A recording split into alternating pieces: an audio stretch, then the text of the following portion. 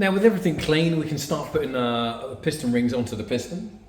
I have renumbered our pistons because obviously the cleaning cleaned all that off, so I want to again keep everything in order. So piston number 1, we're going to put the lower compression ring on first, and we're going to make sure that we've got the top of the ring facing to the top as well. All the piston rings have top written on them. Can you see that there?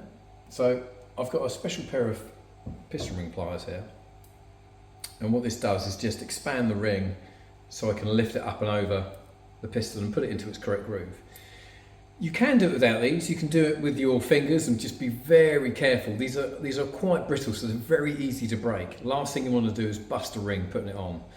So we have to be very careful as we feed it over the top of the piston and to get it sitting in its correct groove. Anyway, let's get that job done. I'm going to do all of these, get the rings on, and then we can move on with putting the pistons into the engine. Right, so let's pop the first piston ring on. So I put it into my magic pliers. Ta-da, and I can open these up. It's number 1 piston.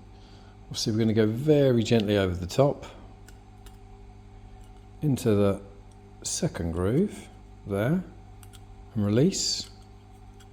Obviously make sure we've got the top, you can see it written top on the ring is facing the top. And that's the first piston ring fitted. Excellent. So I just need to put the top compression ring in now, and then that's this one done.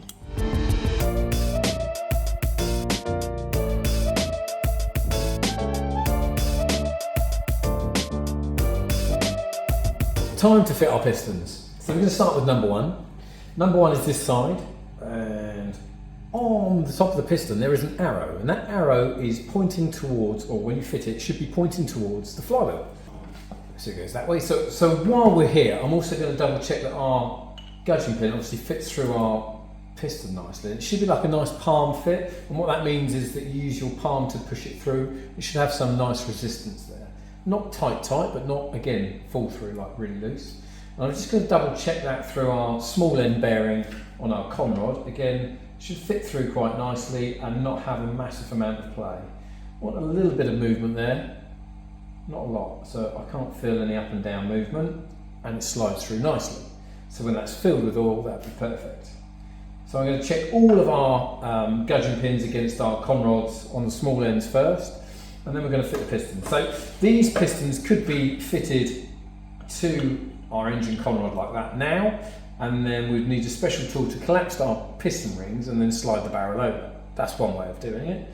Or you can fit the pistons to the barrels and then fit the complete piston and barrel assembly to the engine, which is what we're going to do. So I'm going to fit these pistons to the barrels on the bench. Obviously I need to make sure that the barrel's in the right orientation and that the piston's in the right orientation.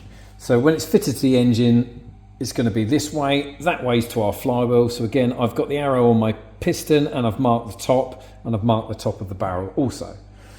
I'm going to be fitting the piston in from the bottom of the barrel. Reason being is there's a beautiful chamfer on here which will help collapse our piston rings in and guide it down.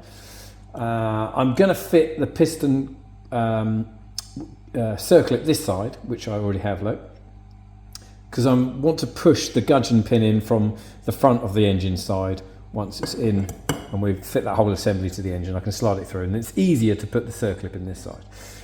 Incidentally, circlips, they have a sharp side and a rounded side, and it's the sharp side that we fit to the outer side of the piston. So it sits in that circlip groove nice and tight, and it sits up against that edge, that sharp edge, so it can't pop out. First things first, a little drop of engine oil. I'm going to put that into the barrel and just wipe that round. So we've got a light coating through that cross hatching. This is brand new barrel that's been beautifully honed. We can actually fill the cross hatching up with that oil. That's all it does. We don't need loads and loads of it. Great. And again, remember the orientation. So that's the top. It's going down that way. I'm going to fit the piston dry because obviously I've oiled the barrel. And again, make sure the orientation is correct, so that's towards the back of the engine. Now also, I need to make sure that our piston ring gaps are in the right way round, which they are now. So we've got the bottom one here, there, lovely.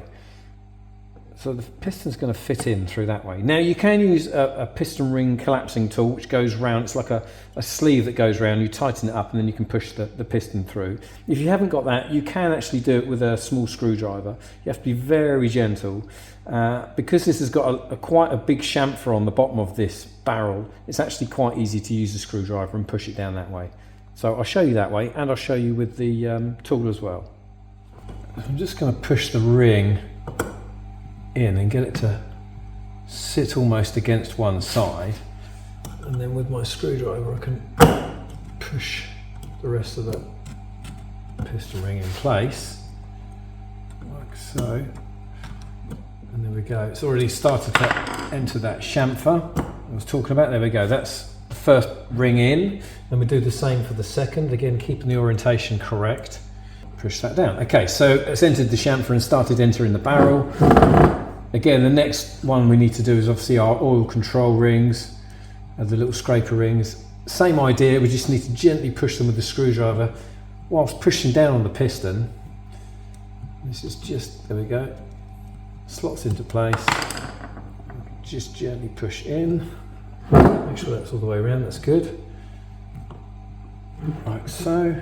There we go. And then the second one, we do the same. Just push it there. I think we're good to go. That's it. Okay. And obviously we don't want to push all the way down because we need to put our gudgeon pin through when we put that on. So that's number one done in the correct orientation. Let's do the rest.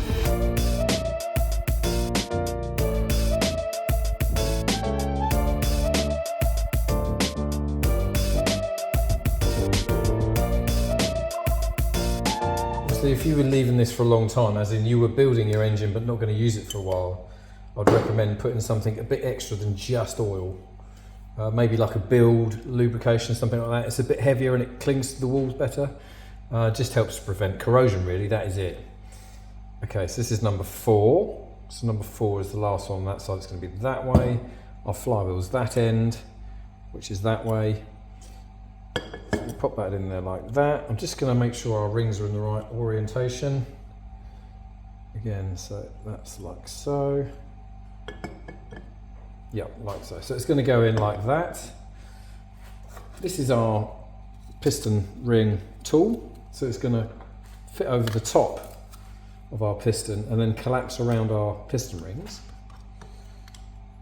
and squeeze it all in. So if you're not comfortable by using a screwdriver and manhandling the piston rings into the barrel, then this is the sort of tool you'd be using. They come in various sizes. This one's quite universal. And then simply once we're wound round the piston nice and tight, we can just gently give that a push through, like so. There you go. And then that pushes through into the barrel, job done. Right, did the 2 compression rings, but I haven't done the oil control ring. So again, let's do that gently. Okay, I'll just back that off a touch. Too much. So I actually find this, on these type of barrels, a lot more fiddly to use. If this was going into a solid block, for instance, these are definitely the tools to use. But these barrels, as I say, they've got such a lovely chamfer on the back, you can actually just manhandle it in without worrying too much. There we go. There we go. Okay, now I can relax that.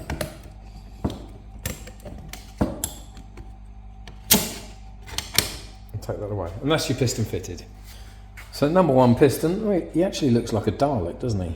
Yeah, any of you remember Doctor Who? Anyway, I've cleaned this surface here. This is where our spacer is going to go, and we're going to put a bit of seal around there as well. This is space for correct compression ratio. This is our spacer. It's actually going to fit over the top onto the bottom part of the barrel.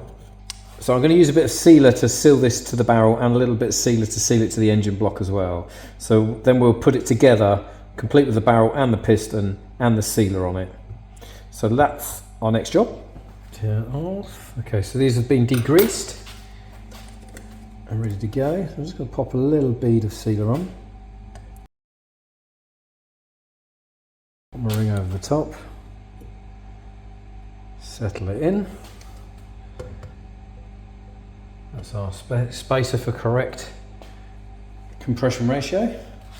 I'm just going to pop another little touch of seal around the ring itself. This will squish out nicely and seal up lovely against the block. There you go. Okay, so time to pop our piston and barrel unit all onto the engine itself.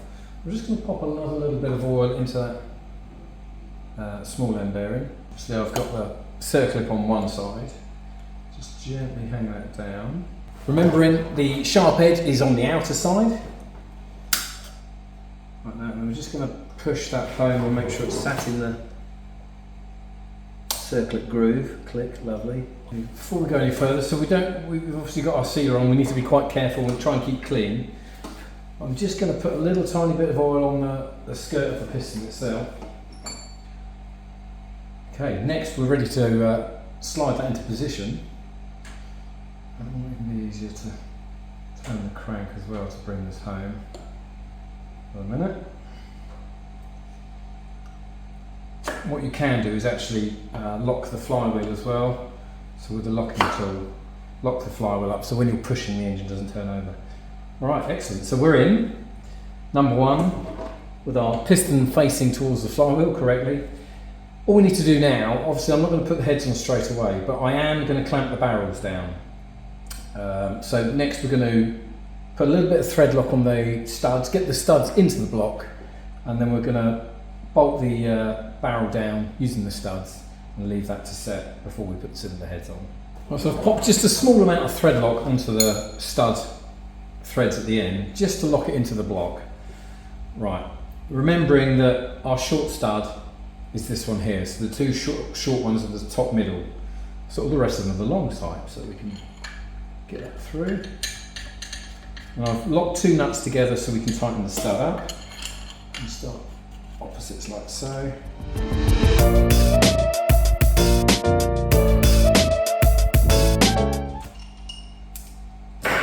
Get the next barrel on, and we'll do the same.